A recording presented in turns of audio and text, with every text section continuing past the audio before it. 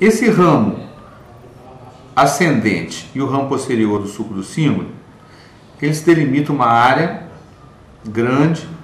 Essa área se projeta posteriormente até esse suco chamado suco parieto-occipital. Esse suco parieto-occipital, juntamente com o ramo ascendente do suco do cíngulo, forma uma área conhecida como pré-cúneus. E o suco parieto-occipital, ele se bifurca em V, formando um outro grande suco chamado de suco calcarino. Entre o suco calcarino e o suco parieto-occipital, nós temos uma área cuneiforme, conhecida como cúneus. Já no lobo occipital, em torno do suco calcarino, nos lábios do suco calcarino, nas bordas do suco calcarino, nós temos a área visual primária, também denominada de área calcarina, que ela tem uma correspondência direta com as fibras que saem da retina, que podem ser inclusive mapeadas em termos de chegada de neurônios nessa região. Bom, após o estudo da face medial, a gente vai estudar a face inferior. Normalmente o encéfalo, com todos os componentes, esse estudo da face inferior fica prejudicado pela posição do cerebelo e do tronco, né, que elas estão cobrindo parcialmente a visão.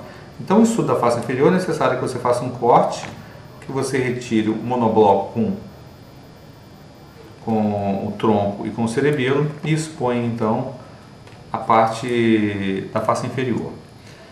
Eu estava comentando que o suco do corpo caloso ele se continua inferiormente e ele passa a chamar inferiormente de suco do hipocampo, a continuação inferior do suco do corpo caloso. O giro do cíngulo ele continua inferiormente, formando um pequeno istmo, chamado istmo do giro do cíngulo, que vai até esse primeiro giro inferior, que é o giro para-hipocampal. A nossa referência para o estudo da face inferior pode ser a partir da linha média, da continuação com a face medial, ou a partir da continuação com a face superolateral.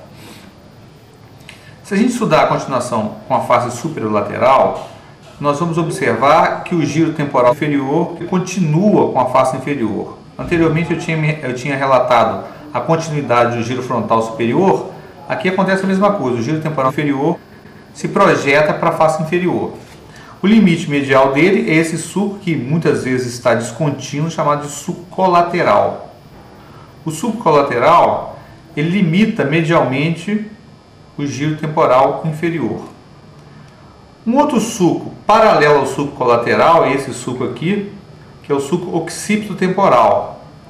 Ele vai delimitar com o suco colateral esse pequeno giro, chamado de giro occipito temporal lateral. Ele vai desde o lobo temporal até o lobo occipital, daí o seu nome, occipito temporal. Esse suco occipito temporal, ele é paralelo ao suco do hipocampo e a continuação do suco parieto-occipital. Então ele delimita uma área com o suco do hipocampo, com o suco parieto-occipital, quer dizer, um giro, que é um giro desdobrado em duas posições. A porção mais posterior dele é chamada de giro occipito temporal medial, lembra que esse aqui é o lateral, occipito temporal lateral, essa parte é o occipito temporal medial.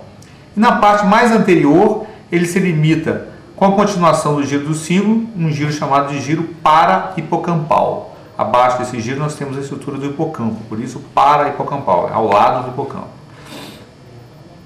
O marco limite entre o occipito temporal medial e o para-hipocampal é exatamente o istmo do giro do cíngulo que eu tinha acabado de falar aquela hora. A parte posterior ao istmo é o occipito temporal medial, a parte anterior é para-hipocampal.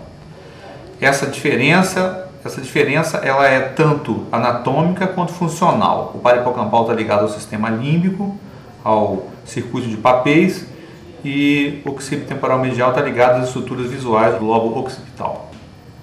Um dado interessante, aumentando o foco nesse ponto, a gente pode observar que existe um pequeno suco chamado de suco renal. Esse suco aqui, que ele delimita uma área conhecida como área entorrinal, quer dizer, em torno do suco renal, que é uma área também ligada ao sistema límbico.